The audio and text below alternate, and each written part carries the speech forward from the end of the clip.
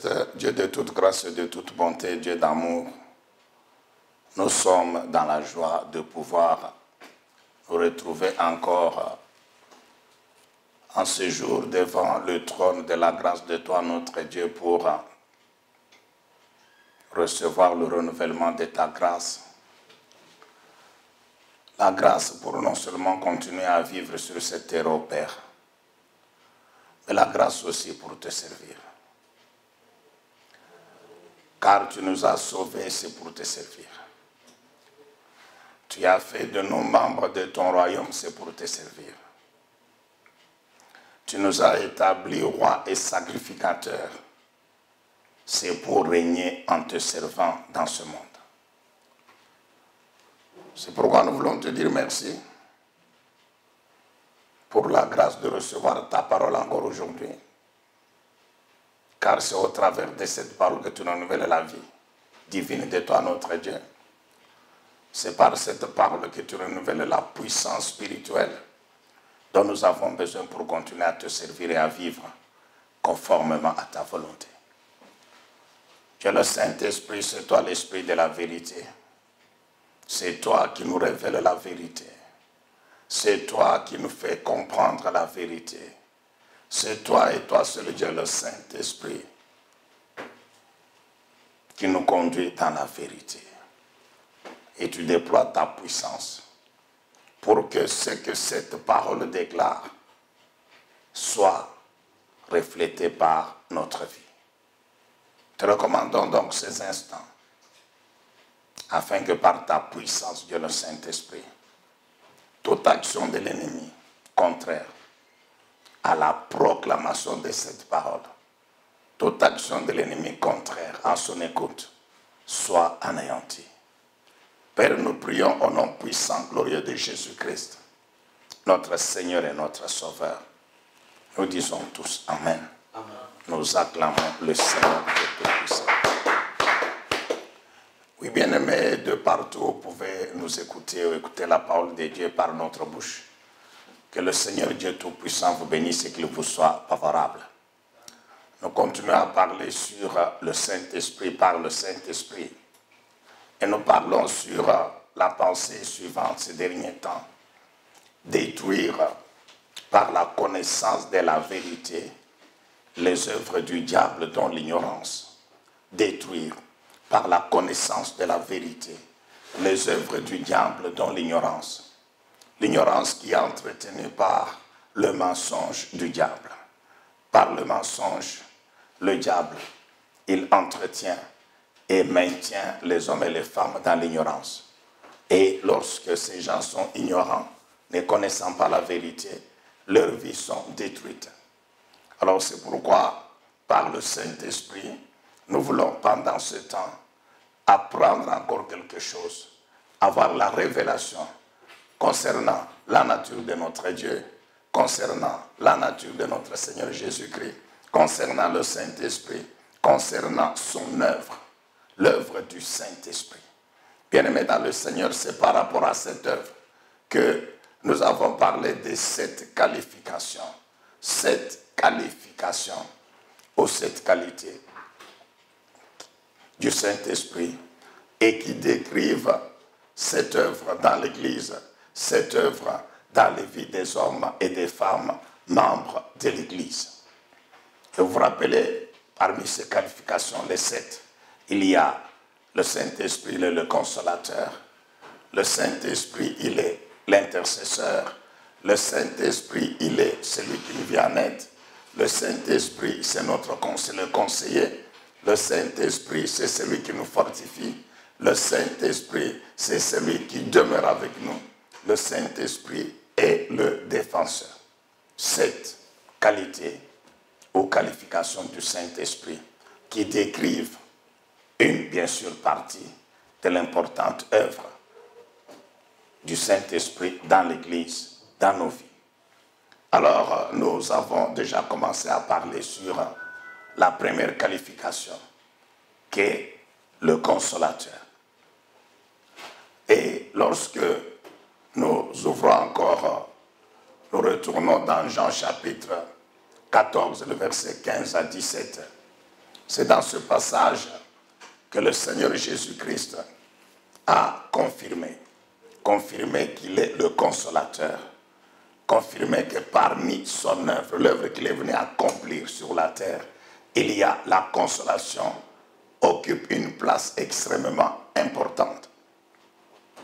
Alors non seulement le Seigneur Jésus-Christ confirme qu'il est le consolateur, mais le Seigneur Jésus-Christ annonce également dans ce passage, vous vous souvenez, Jean 14, 15 à 17, il annonce que après lui, l'Éternel Dieu le Père enverra un autre consolateur.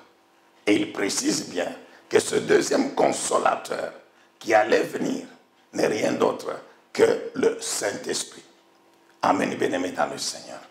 Il dit, je prierai le Père, il vous enverra un autre consolateur qui viendra pour poursuivre l'œuvre de consolation que moi, Jésus, j'ai commencé sur la terre. Il dit, c'est le Saint-Esprit, l'Esprit de la vérité.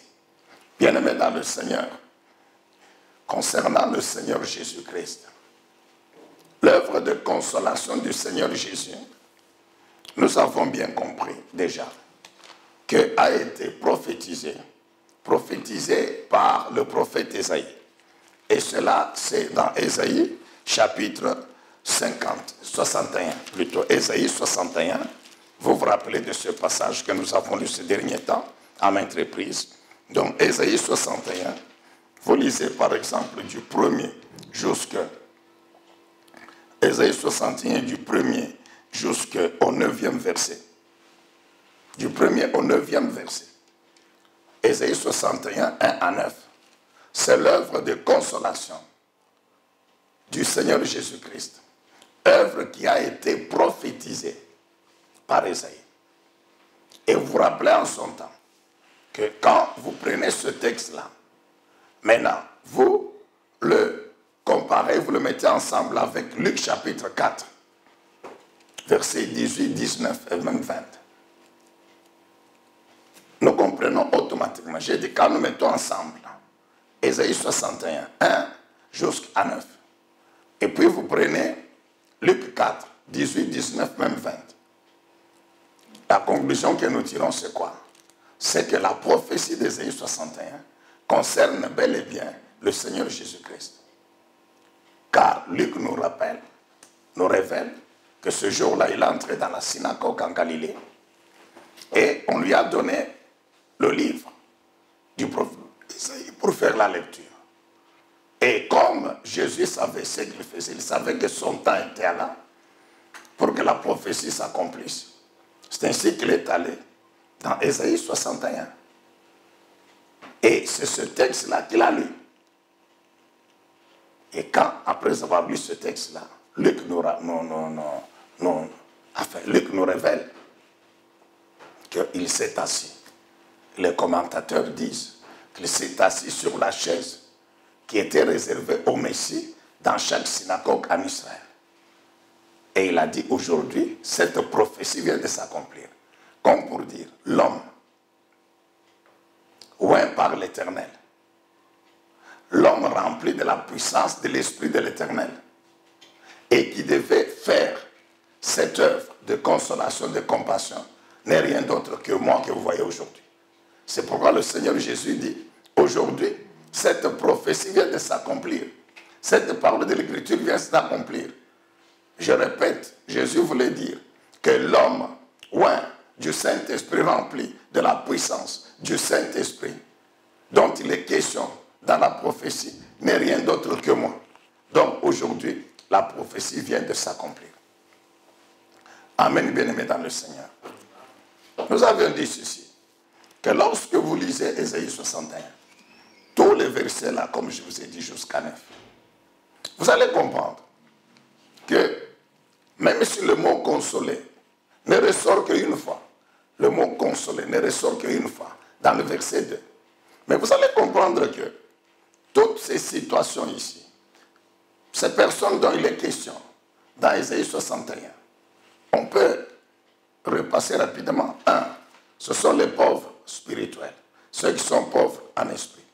2, les captifs. les prisonniers. 3, ceux qui sont malades, les maladies de l'âme, et on peut aller jusqu'aux maladies du corps. 4, ceux qui sont endeuillés. 5, ceux dont les vies ont été détruites. Bien-aimés dans le Seigneur, vous allez voir que toutes ces situations sont des situations de personnes qui sont en détresse. Et quand nous lisons Matthieu chapitre 9, le verset 35 à 38, Matthieu 9, 35 à 38, il est clairement dit là-bas, dans la mission que le Seigneur devait venir accomplir sur la terre, qu'il est venu pour enseigner la parole de Dieu, pour prêcher la bonne nouvelle et pour guérir toute maladie et toute infirmité, pour délivrer les captifs. Et lorsque maintenant vous prenez l'œuvre du Seigneur Jésus-Christ, l'œuvre qu'il a accomplie effectivement sur cette terre, vous allez voir que l'aspect compassion, car qui dit consolation dit compassion, vous verrez que l'aspect compassion a occupé une place extrêmement importante. Beaucoup de miracles que le Seigneur a opérés. Et dans tous les domaines, ces miracles-là ont eu, bien aimé dans le Seigneur, une puissance, une motivation. Cette motivation, c'est la compassion du Seigneur. C'est pourquoi vous allez voir que avant chaque miracle, la Bible atteste, soit Jésus a eu compassion, soit Jésus a eu compassion, soit la personne qui avait besoin du Seigneur lui a dit, aie pitié, aie compassion de moi.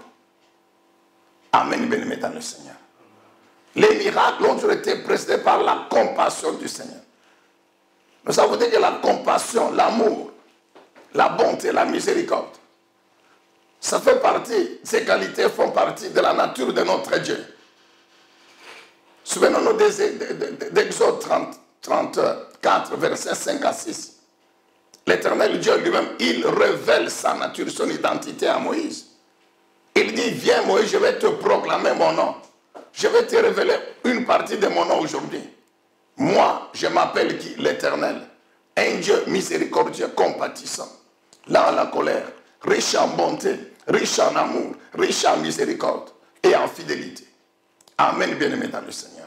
Donc, ces qualités font partie du nom de notre Dieu, de sa nature, de son identité. C'est pourquoi la compassion a occupé une place importante, la consolation a occupé une place importante dans le ministère de notre Seigneur Jésus-Christ.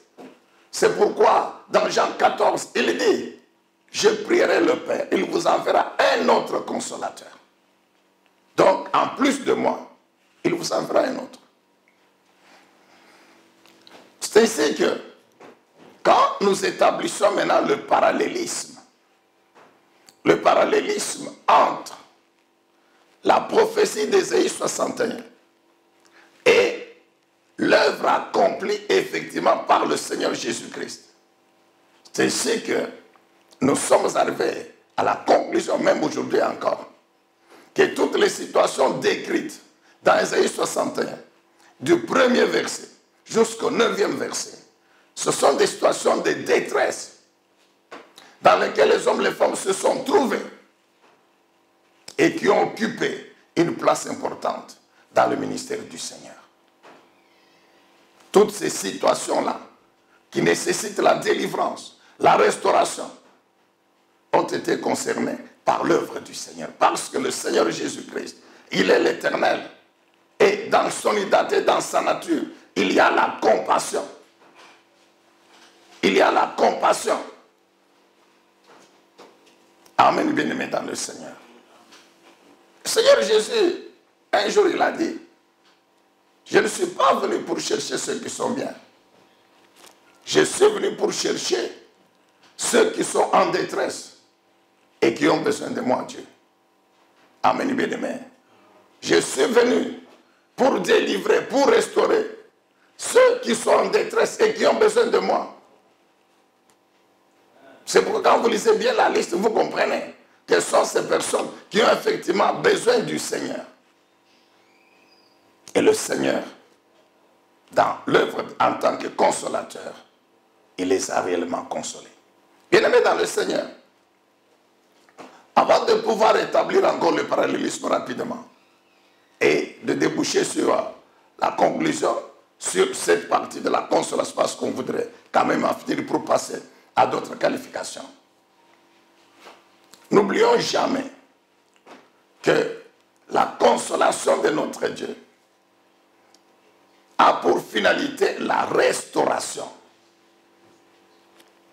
Nous reprenons en disant que la consolation de notre Dieu, la consolation de notre Seigneur et Sauveur Jésus-Christ a pour finalité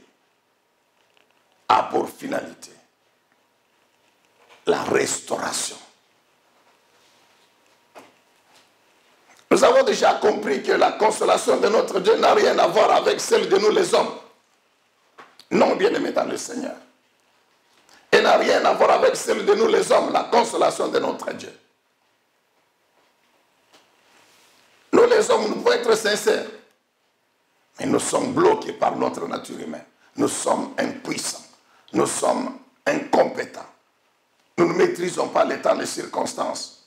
Nous n'avons pas la puissance, la capacité de pouvoir restaurer, de pouvoir remettre dans la vie de la personne éprouvée ce qu'il a perdu. Jamais. Mais notre Dieu, le Seigneur Jésus-Christ, lui, quand il vient pour consoler, non seulement il compatit dans son esprit, dans son âme, mais en même temps, il déploie sa puissance pour restaurer tous les miracles de guérison, de délivrance, tous les miracles de guérison, de délivrance, tous les miracles de bénédiction, de possession de l'héritage, comme vous voulez, tous ces miracles-là, bien-aimés dans le Seigneur, c'est ça la restauration. Restaure la vie de la personne qui a été détruite, qui a été éprouvée, qui a été en détresse. C'est pourquoi il est écrit, le Seigneur Jésus eut compassion d'eux et il a. Il eut compassion d'eux et il a. Il eut compassion d'eux et il a. Il a opéré le miracle pour restaurer la vie de la personne en détresse. Amen, bien-aimés dans le Seigneur. Ésaïe 61. La Bible dit quoi? Premier verset. L'Esprit de l'Éternel du Seigneur est sur moi, car l'Éternel m'a oint pour annoncer aux humbles, aux humiliés, aux pauvres, une bonne nouvelle. Rapidement, qu'est-ce que nous avons compris? Quand nous allons dans Matthieu, chapitre 9. D'abord Matthieu, chapitre 5. Matthieu 5, le verset 3. La Bible dit ceci. Heureux ceux qui se reconnaissent spirituellement pauvres, car le royaume des cieux leur appartient. Heureux ceux qui se reconnaissent spirituellement pauvres, car le royaume des cieux leur appartient. Ici, le Seigneur Jésus, il est effectivement là. Ésaïe 61, c'est la prophétie. Mais Matthieu 5, 3, il est là. La prophétie est en train de s'accomplir. Souvenons-nous de Luc 4, 18 et la suite. Maintenant, cette première catégorie, concernée par la prophétie, il m'a oint l'Éternel pour annoncer une bonne nouvelle aux humbles, aux pauvres spirituels, à ceux qui sont pauvres en esprit.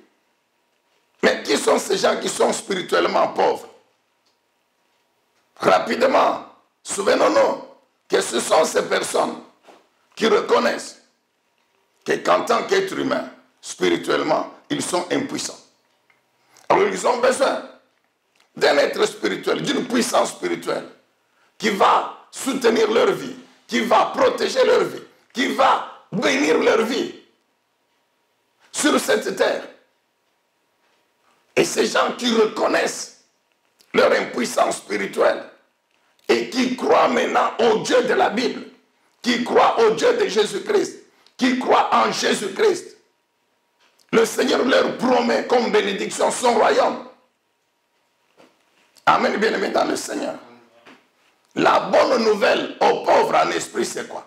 C'est que si vous reconnaissez votre état d'être humain, spirituellement impuissant par vous-même, dont la vie est détruite par le péché et la domination de Satan, vous reconnaissez cet état-là et vous croyez en moi, Jésus-Christ. Amen, bien-aimés. Je vais faire de vous membre de mon royaume. C'est ça la bénédiction. C'est que le royaume de Dieu devient votre héritage. C'est-à-dire que je vous fais membre de mon royaume. C'est ce que Jésus dit. Moi, je vais maintenant venir dans votre vie avec cette puissance spirituelle dont vous avez besoin pour transformer votre vie, pour délivrer votre vie. Bien aimé, nous connaissons la condition de l'homme depuis le jardin d'Éden. Lorsque l'homme a péché contre Dieu, il est tombé sous la domination de Satan. Et nous connaissons les conséquences du péché. Ce que le péché a amené comme conséquence dans l'humanité, dans la vie de l'homme. Maintenant, Jésus vient. Il dit, toutes ces personnes, ces hommes, ces femmes, qui reconnaissent leur état là d'impuissance, des vies détruites par le péché, par Satan, et qui croient en moi, je vais les délivrer. Je vais faire d'eux membres de mon royaume, du royaume de Dieu. C'est pourquoi nous nous souvenons de Jean 3,16. Quelle est la bonne nouvelle aux malheureux? C'est que quiconque croit, c'est que Dieu a donné Jésus-Christ son Fils. Il l'a donné, il l'a envoyé dans le monde. Il l'a donné à l'humanité. Pour que tout homme, toute femme qui croit en Jésus-Christ ne voit pas sa vie périr ou détruite, mais qu'il soit sauvé, qu'il ait la vie éternelle. Nous connaissons le salut. C'est la vie éternelle effective avec Dieu au ciel. Mais avant de vivre éternellement avec Dieu au ciel, c'est la vie sur la terre qui est assurée, qui est protégée, qui est bénie par Dieu. Car la vie de ceux qui croient en Dieu, en Jésus-Christ, c'est en fait par ceux qui croient en Jésus-Christ. La Bible dit qu'ils deviennent les brebis de Christ. Et Christ dit dans Jean 10 et 11 que moi, je suis venu dans le monde comme le bon berger. Et c'est pour donner ma vie, afin que mes brebis vivent cette vie-là sur la terre, avant de la poursuivre au ciel avec moi. Amen, bien-aimé dans le Seigneur. C'est ça la bonne nouvelle aux pauvres. C'est que ceux qui croient en Jésus-Christ, automatiquement, leur vie est bénie, est sauvée. Ils sont délivrés, sauvés du péché, de toutes ces conséquences que nous connaissons. Ils deviennent membres du royaume. Et quand ils deviennent membres du royaume de Dieu, dans ce royaume, ils vivent la vie du bon berger. Nous, les chrétiens sur la terre, brebis du Seigneur Jésus, la vie que nous menons sur la terre, c'est la vie de notre bon berger Jésus-Christ. Souvenez-nous de 1 Corinthiens 6, 19, 1 Corinthiens 3, 16, où il est écrit qu'en tant que tout chrétien, par la présence du Saint-Esprit en lui, automatiquement, le chrétien devient le temple de Dieu. Son esprit, âme et corps deviennent le temple de Dieu. La vie de ce chrétien, automatiquement, appartient à Dieu. 6, 19, 1 Corinthiens 6, 19 précise bien que désormais, votre esprit, âme et corps ne vous appartiennent plus, appartiennent à Dieu. Pourquoi? Parce que Dieu vous a racheté à un grand prix. Quel prix? Mais c'est le sang de Jésus qui a coulé sur la croix. C'est ça la bonne nouvelle pour les malheureux. La bonne nouvelle pour les pauvres en esprit, qui reconnaissent leur pauvreté spirituelle. Amen, bien-aimés dans le Seigneur. Et quand nous sommes dans le royaume, bien sûr, représenté pour le moment par l'Église de Jésus-Christ sur la terre, nous jouissons de toute la puissance spirituelle. Parce que, croyant en Jésus, nous devenons enfants de Dieu. Automatiquement investis du pouvoir de l'autorité de notre Dieu.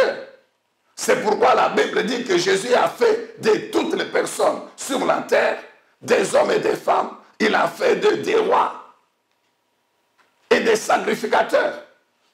Nous connaissons en quoi consiste notre pouvoir royal, la royauté. C'est ce pouvoir que le Seigneur Jésus dit dans Matthieu 28, 18, qu'il a reçu dans les cieux sur la terre.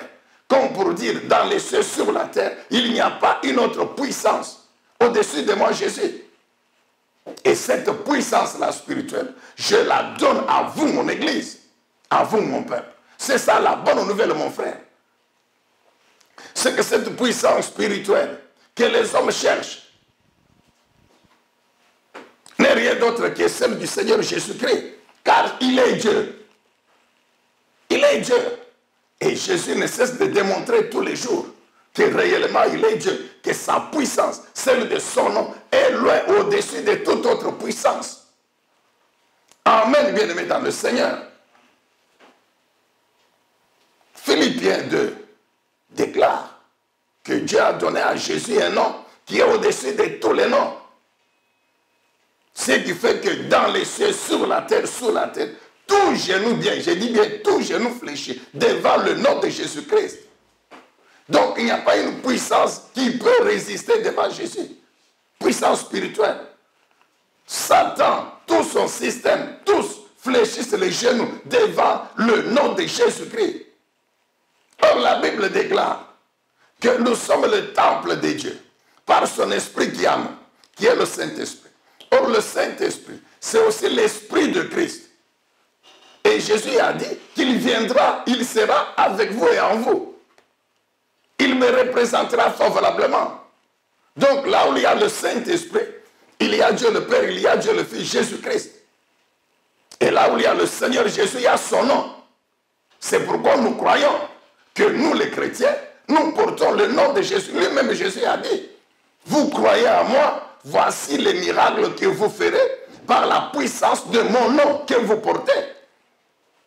Quand Jésus dit, vous chasserez les démons, mais nous ne pouvons pas chasser les démons si nous n'avons pas le nom de Jésus. Nous disons, au nom de Jésus, quitte, libère cet homme, va dans les lieux arides, dans les fonds des mers.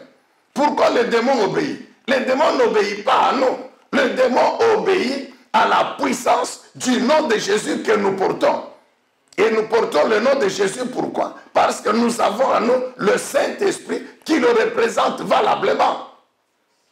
C'est ça la bonne nouvelle pour les pauvres, les malheureux, ceux qui se reconnaissent pauvres spirituellement. Ah, bien-aimés dans le Seigneur, vous qui avez déjà cru en Jésus-Christ, vous êtes de ceux qui se reconnaissent pauvres spirituellement. Alors, comme le Seigneur Jésus dit dans Matthieu 5, 3, que si vous reconnaissez votre pauvreté spirituelle, vous croyez en moi, qu'est-ce que je vous donne? Je vous bénis. Quelle bénédiction? Je fais de vous membres du royaume. Alors, jouis mon frère, jouis du royaume, jouis de toute la bénédiction du royaume. Amen, bien-aimés dans le Seigneur. Et nous pouvons étaler, bien-aimés dans le Seigneur. Mais faute de temps, nous voulons passer à la deuxième chose. Donc, nous avons compris. C'est ainsi que, toujours dans Matthieu chapitre 9, quand vous lisez Matthieu chapitre 9, pour toujours mettre en démontrer comment la prophétie s'est accomplie, donc de 35 jusqu'à 38, le Seigneur, il donne la mission aux apôtres, 35 à 38. C'est là qu'il leur parle de la moisson qui est déjà prête, qu'il leur parle des brebis, il leur parle de la foule. La Bible dit, il a eu compassion de la foule. Il a eu compassion de la foule. Il dit, cette foule ici, ce sont des brebis qui sont blessées, qui sont abattues parce qu'elles n'ont pas de berger.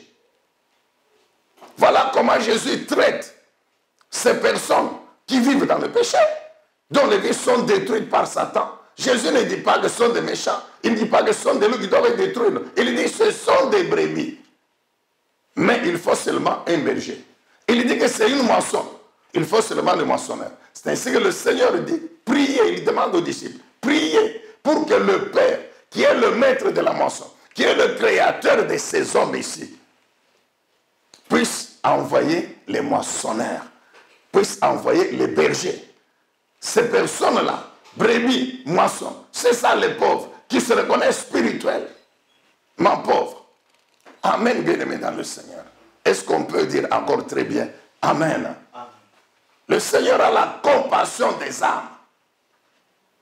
Il a la compassion des âmes qui, dans le monde, n'ont pas encore cru en lui.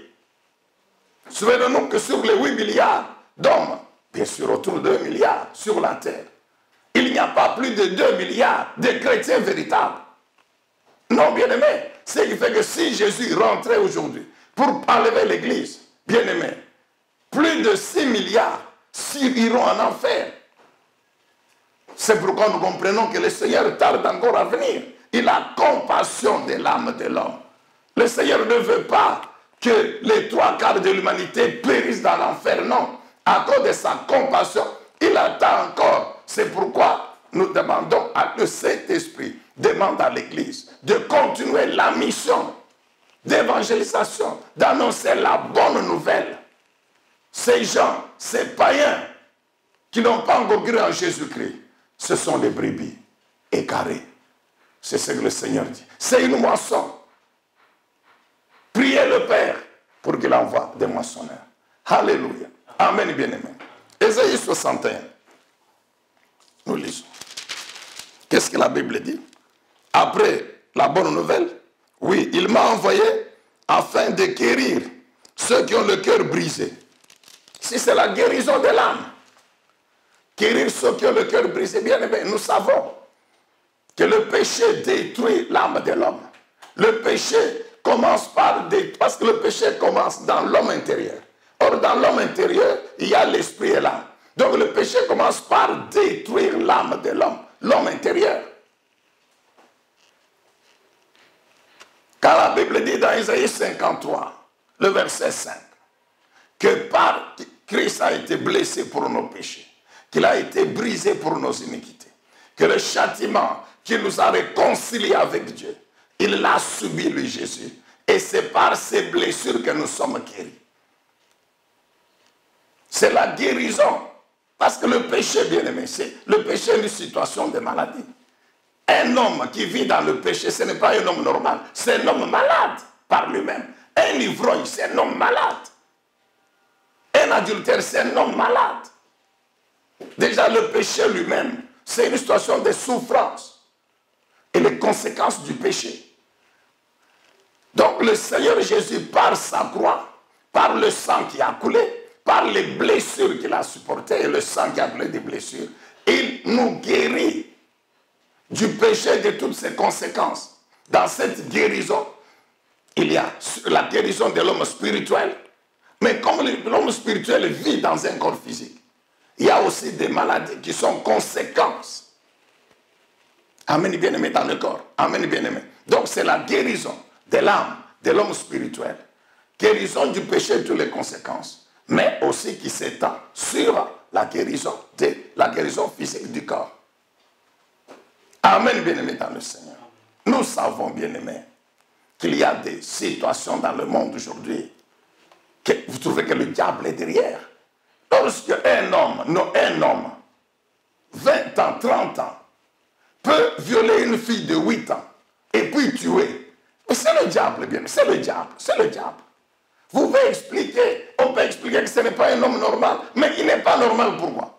Parce que son esprit est sous la puissance des démons. Le diable, sa mission, c'est tuer, corriger, détruire, c'est ça sa mission.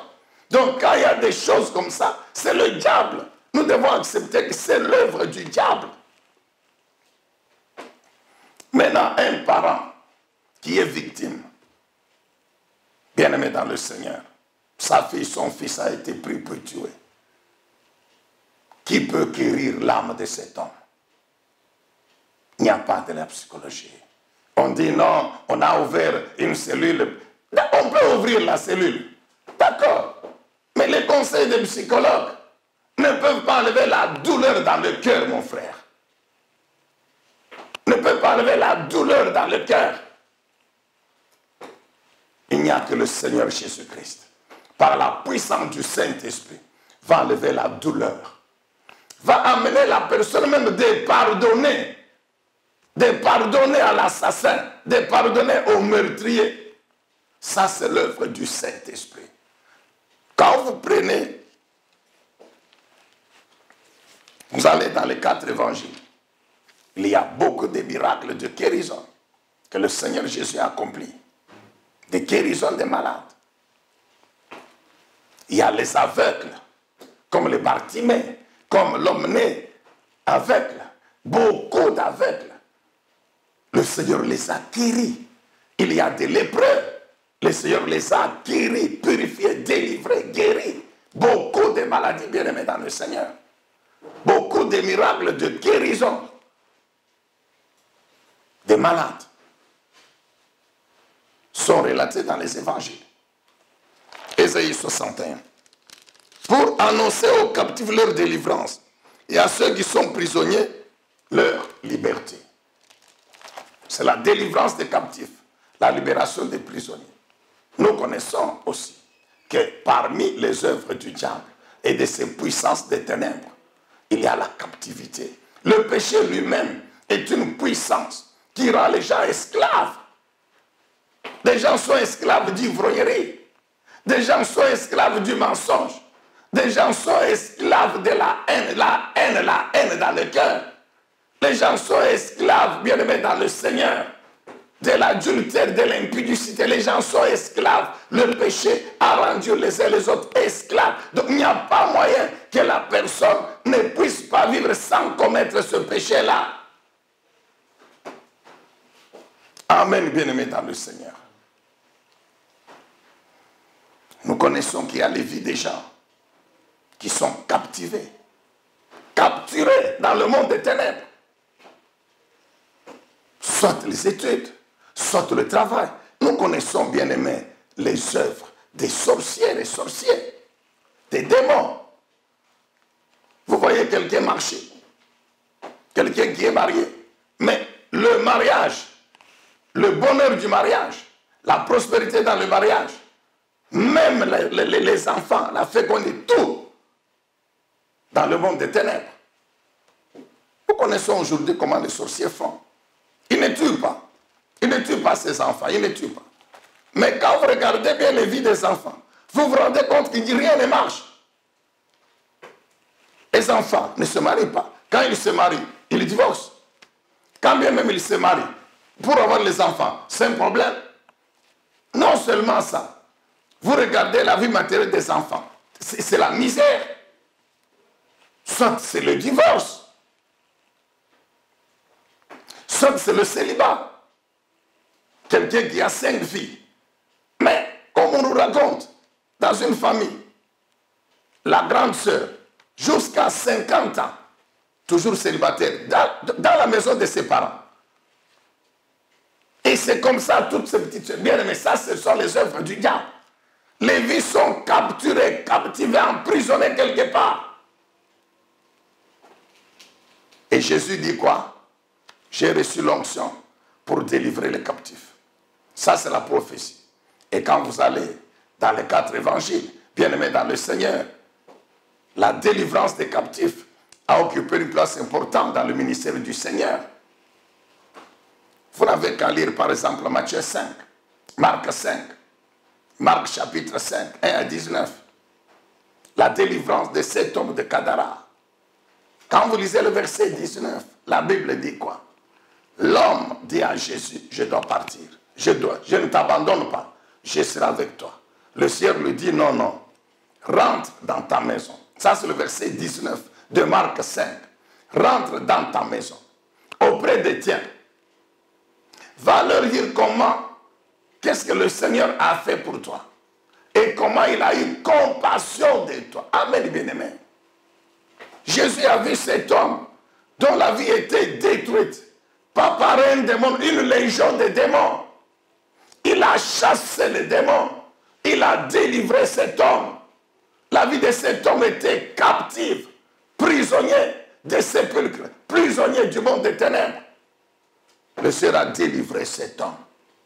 La Bible dit, cet homme était dans son bon sens, totalement. Bien aimé, nous avons dit que là où il y a la compassion de notre Seigneur, là où il y a la consolation, il y a la restauration. il y a la restauration. La restauration des pauvres en esprit, c'est que le royaume de Dieu devient leur héritage et ils jouissent de toute la bénédiction, toute la puissance, tous les bienfaits de ce royaume. Les malades, que ce soit les maladies de l'âme, que ce soit les maladies du corps, la restauration c'est quoi? C'est la guérison. Amen, bien-aimés dans le Seigneur, c'est la guérison. Ceux qui sont esclaves du péché et de ses conséquences, la restauration, mais c'est la délivrance du péché et de toutes ses conséquences. Les captifs, leur vie captive, la vie de cet homme a été restaurée. Quand vous lisez, vous connaissez l'histoire de cette femme cananéenne dont la fille était troublée aussi par un démon. Qu'est-ce que cette femme a dit à Jésus? Aie compassion de moi. Seigneur, aie pitié, aie compassion. Aie compassion de ma fille. Elle est là, troublée par le démon. Amen, bien-aimé. Comme il est Dieu miséricordieux, compatissant, il a eu compassion de la fille. Il a chassé le démon. La fille guérit. Vous connaissez l'histoire de cette femme qui était courbée pendant 18 ans. 18 ans. Courbée pendant 18 ans par le diable. Vie détruite, et spirituellement et physiquement. La Bible dit quoi? Le Seigneur a eu compassion. Et il a même dit aux pharisiens qui lui ont fait la remarque, comment toi tu l'as délivré, tu as fait ce miracle le jour du sabbat. Il leur a dit, elle est aussi fille d'Abraham. En tant que fille d'Abraham, elle mérite ce que je viens de faire dans sa vie. Amen, bien-aimé dans le Seigneur. Ah, je ne connais pas, bien-aimé, ta situation. Je ne connais pas dans quelle détresse tu es, dans quelle situation tu es. Mais notre prière, en libérant encore ce message, est que la puissance de la consolation, de la compassion de notre Dieu puisse opérer dans votre vie et vous restaurer. C'est ça notre prière, que la puissance de la consolation, de la compassion de notre Dieu puisse opérer dans votre vie et vous restaurer. Au nom puissant, glorieux de Jésus-Christ. Ésaïe 61, le verset 2. Pour proclamer une année de grâce du Seigneur, un jour de vengeance de notre Dieu. L'année de grâce, c'est encore quoi rapidement 2 minutes. L'année de grâce, c'est cette période qui sépare la venue de Jésus-Christ, effectivement dans ce monde, et l'enlèvement de l'Église. Nous sommes pendant l'année de grâce, pendant cette période de grâce. De grâce pourquoi? Parce que Dieu, il ne tue pas le pécheur. Non, Dieu ne tue pas le pécheur. Dieu laisse la latitude aux hommes et aux femmes de croire en Jésus-Christ pour être sauvés. C'est une grâce pourquoi? Parce que le salut, c'est gratuit. Jésus a déjà, par sa croix, sa mort sur la croix et sa résurrection d'entre les morts, accompli le salut. Maintenant, pour que ce salut devienne effectif dans la vie d'une personne, il faut que la personne croie en Jésus-Christ et accepte que désormais le Seigneur Jésus devienne son sauveur et son Seigneur personnel. En ce moment-là, cet homme est effectivement sauvé. C'est ça la grâce. Et nous avons compris, quand vous lisez 1 Corinthiens 5, 6, quand vous lisez Tite 2, etc., nous avons compris ce que c'est que la grâce. Pourquoi nous disons que la grâce, c'est avec la venue de Jésus et jusqu'à l'enlèvement? Oui. Jean chapitre 1er, Jean-Baptiste l'a révélé, il a dit quoi? La loi était venue par Moïse, mais la grâce et la vérité sont venues, Dieu les amène dans le monde par Jésus-Christ.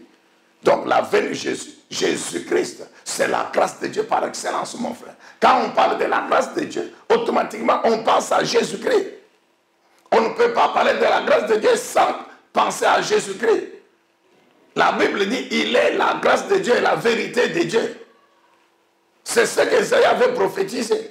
Et la prophétie s'est accomplie. Donc mon frère, Vous voulez bénéficier de cette grâce. Crois au Seigneur Jésus. Et quand tu crois, automatiquement, tu acceptes de changer ta vie.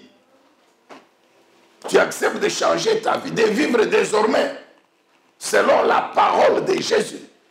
Accepter que Jésus est sauveur, c'est qu'il m'a sauvé. Mais il est en même temps Seigneur, c'est-à-dire quoi? C'est qu'il doit régner. Régner comment? Sur ma vie. Mais en me soumettant à sa volonté. Si Jésus est mon Seigneur, c'est que j'accepte que désormais, ma vie, c'est ce que sa volonté me réclame. Ma vie, c'est ce que sa parole me demande. Amen, bien-aimé dans le Seigneur. Que Dieu soit loué, que Dieu soit béni. C'est ça la grâce. La grâce ne veut pas dire, non, Jésus est déjà mort sur la croix, il est mort pour le péché, maintenant, vivons comme nous voulons. Non, non, ça, c'est le mensonge du diable. C'est écrit où dans la Bible? Mais dans la Bible, c'est écrit que la grâce qui nous a sauvés nous enseigne à renoncer au péché. Alors, si je suis sauvé du péché et de toutes les conséquences, comment dois-je encore continuer à vivre dans le péché? Je ne suis pas sauvé. Donc, si mon frère, ma soeur, toi tu es chrétien, quel que soit le titre ecclésiastique que tu as dans l'église, mais si tu continues à vivre dans le péché, c'est que tu n'es pas encore sauvé. Abandonne le mensonge, mon frère. Si tu vis dans le péché, c'est que tu n'es pas encore sauvé. Laisse-moi vous dire encore aujourd'hui que le péché avant la conversion n'est pas différent du péché après la conversion. Si après que tu déclares être converti, sauvé, tu continues à vivre dans le péché, c'est que tu n'es pas encore sauvé. Tu n'es pas encore une nouvelle créature. Car tous ceux qui sont effectivement sauvés deviennent de nouvelles créatures. 2 Corinthiens 5, 17. Les choses anciennes sont passées, c'est fini. Les choses anciennes, c'est la vie du péché avant de croire en Jésus-Christ. Après la foi, c'est la vie nouvelle sans péché. Et c'est ça, c'est que la grâce nous enseigne. Amen, bien-aimé. Ésaïe 61, verset 3. Toujours verset 2. Pour consoler tous ceux qui sont endeuillés. Pour apporter à ceux qui sont dans Sion, dans le deuil, un diadème, la splendeur au lieu de la cendre. Une huile de joie sur leur tête au lieu du deuil. Un vêtement de louange au lieu d'un esprit abattu, afin qu'on les appelle les térébins de la justice. Une plantation de l'Éternel pour servir à sa gloire. Amen, bien-aimé. Et s'il s'agit de quelle épreuve? La mort.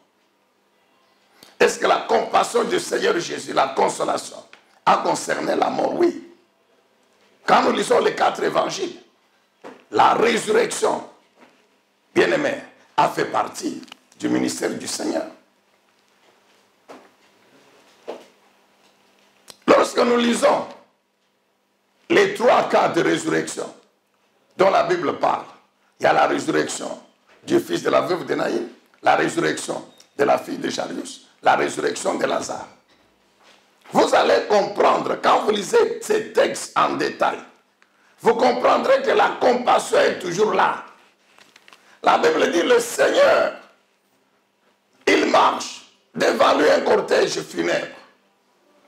C'est la foule qui a le cadavre du fils de la veuve de Naïm qu'on va enterrer. La Bible dit, le Seigneur s'approche. Il a eu compassion de la veuve. Amen, bien-aimé. Il a eu compassion de la veuve. Et qu'est-ce qu'il a fait? La Bible dit, il a touché le cercueil. Et il a ressuscité le jeune homme. Il l'a remis à sa mère. Bien-aimé, la consolation de notre Dieu finit par la restauration. Amen, bien-aimé. La restauration ici, c'est la résurrection. La restauration ici, c'est la résurrection. C'est pourquoi nous disons qu'il n'y a pas un domaine que la compassion du Seigneur a laissé, mon frère. Elle a occupé une place importante dans le ministère de notre Seigneur Jésus-Christ.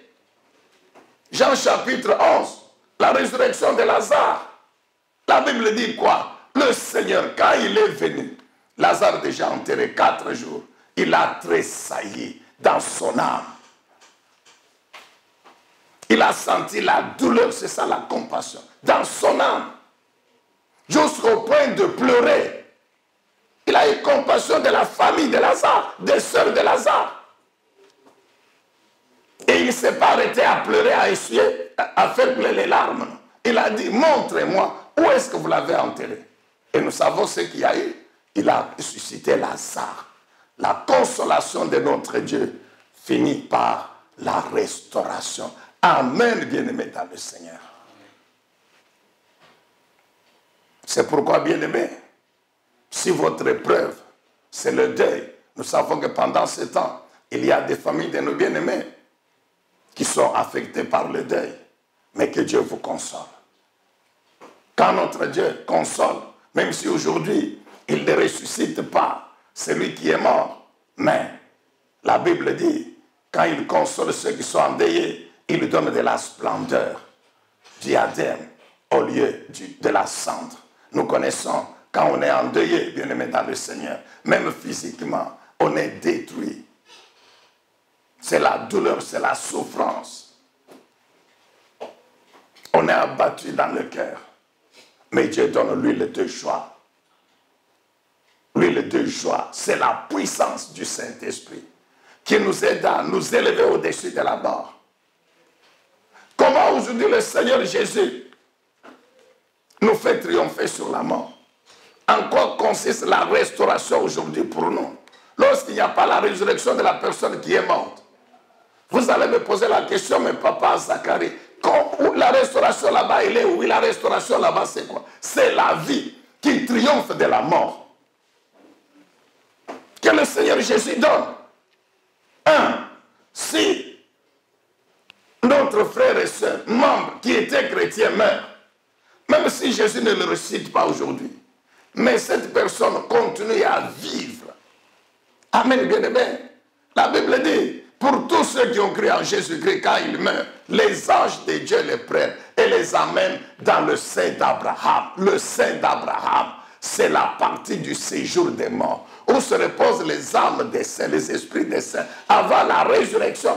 Et quand le temps viendra, où la trompette va sonner, ce sera la résurrection, mon frère, pour la vie éternelle. Souvenez-nous, Jésus a dit quoi, Jean 11, 25. Je suis la résurrection et la vie. Celui qui croit en moi vivra quand bien même il meurt. C'est-à-dire quoi? Son esprit, son âme vivra. Son homme intérieur vivra quand bien même son corps meurt.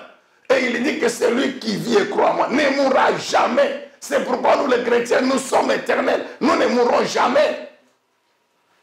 Le jour que notre corps rentre à la poussière, mais nous véritables, nous vivons éternellement avec notre Dieu dans ce monde spirituel. Amen, bien-aimé dans le Seigneur.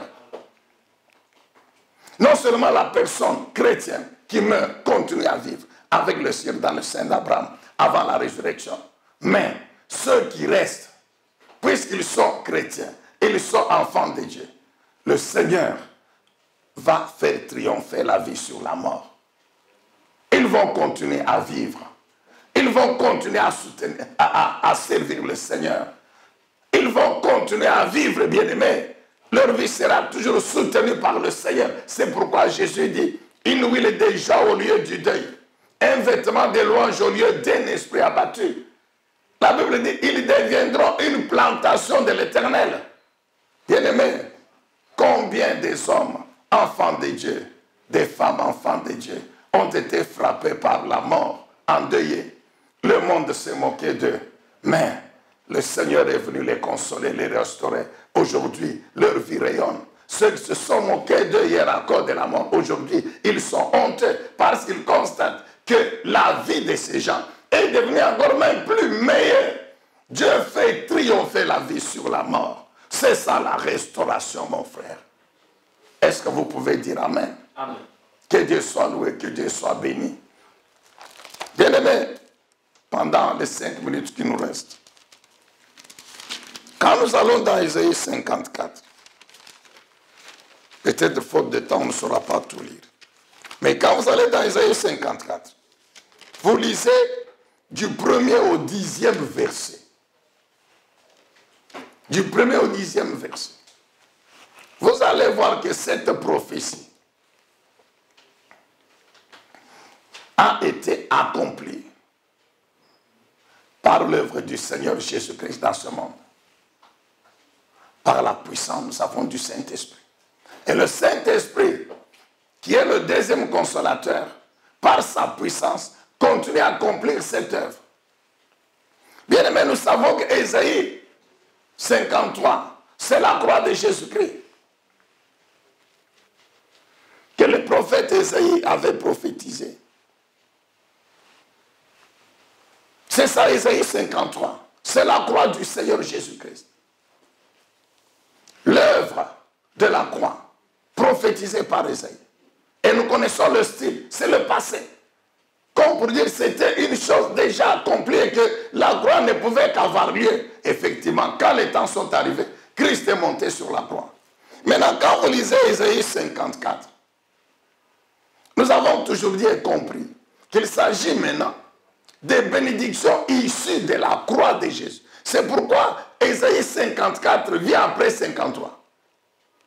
Bien aimé, le contenu du chapitre 54 ne pouvait pas venir avant 53. Pourquoi? Parce que le contenu d'Ésaïe 54, ne fût-ce que les 10 premiers versets, ce sont les bénédictions issues de l'œuvre de la croix de Jésus-Christ.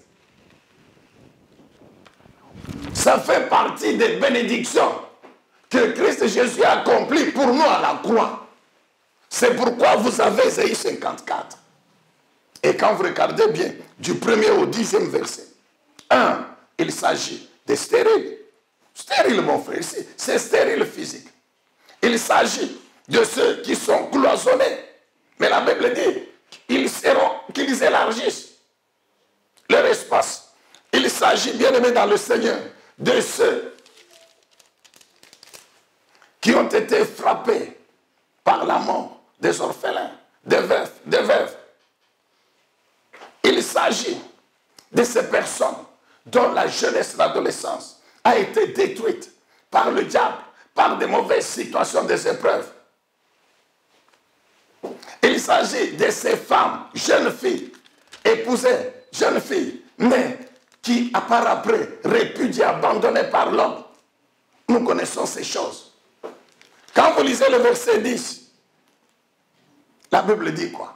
Même si les montagnes pouvaient s'éloigner, même si les collines pouvaient chanceler, mais sache que mon amour pour toi, c'est Dieu qui parle, ne s'éloignera point de toi. Et mon alliance de paix ne chancelera point.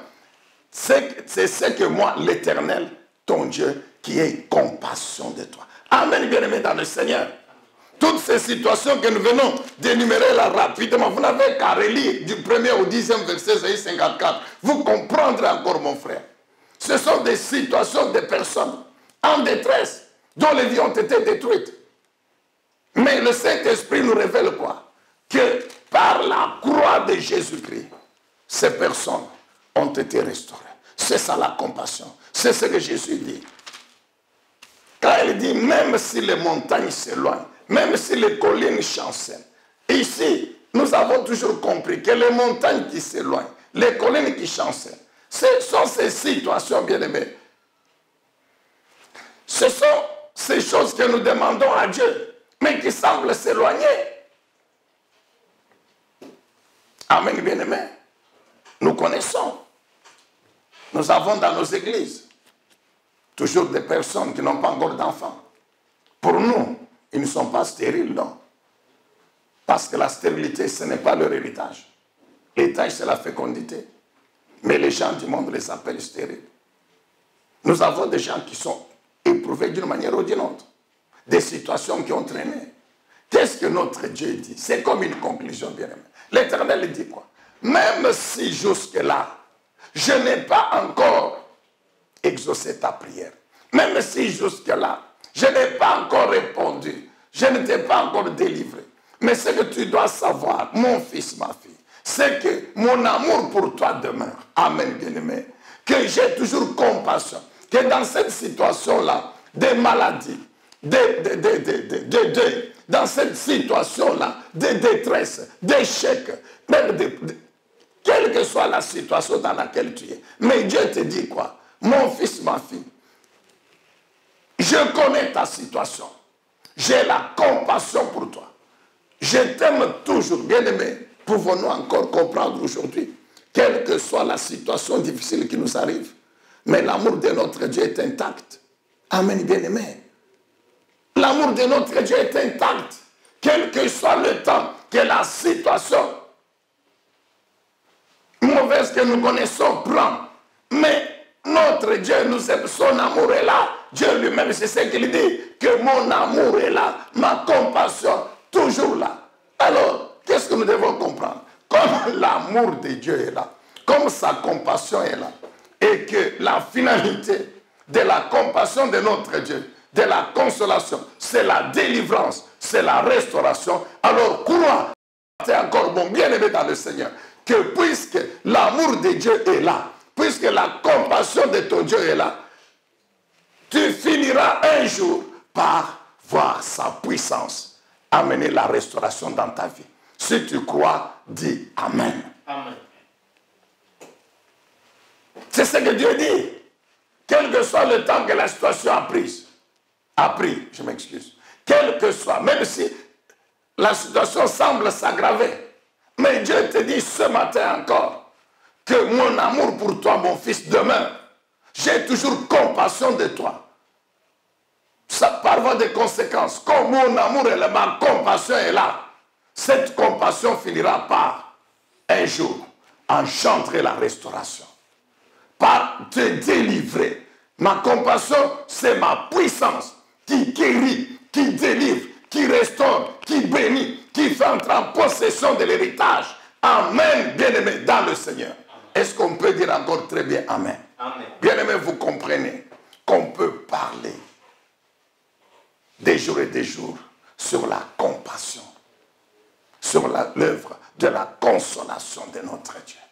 Mais qu'à cela ne tienne, notre prière et que le Saint-Esprit, par sa puissance, poursuive cette œuvre dans votre vie.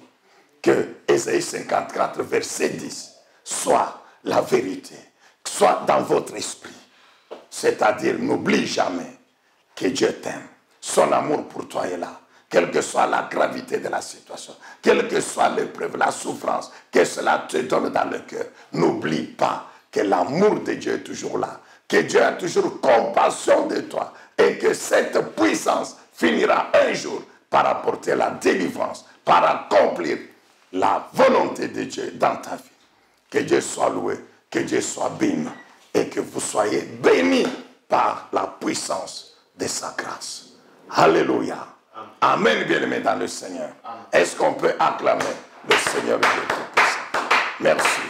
Dieu le Saint-Esprit, au nom puissant, glorieux de Jésus, notre Seigneur et notre Sauveur. Amen.